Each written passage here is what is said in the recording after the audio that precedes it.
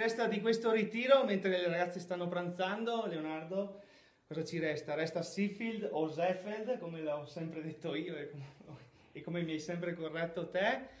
Lo abbiamo pronunciato così. Resta il primo gol internazionale di Adriana De Martin, resta il primo gol internazionale di Capitan Giulia Darè.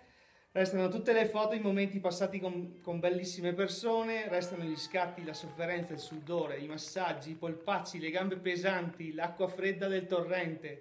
Resta un paesaggio stupendo che è il Tirol. Grazie a tutti per averci seguito, ricordiamo gli appuntamenti. Prima però volevo farti dire due parole anche a te, Leonardo, cosa resta per te invece qui da Zeffeld?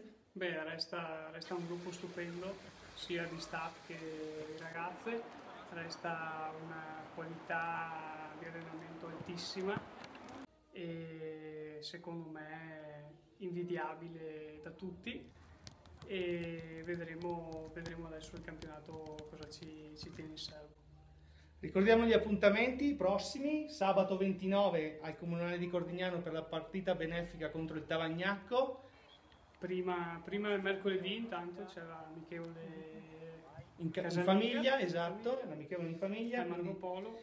Quindi poi sabato, come detto, la partita amichevole contro il Tavagnacco e poi sabato 5 settembre il big match amichevole, Esatto, sempre in amichevole.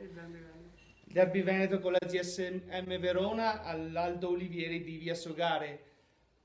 C'è altro da dire, Leonardo? No, io direi che state sempre collegati sul nostro sito e sulle nostre pagine e godetevi questo nuovo spettacolo targato Vittorio Veneto.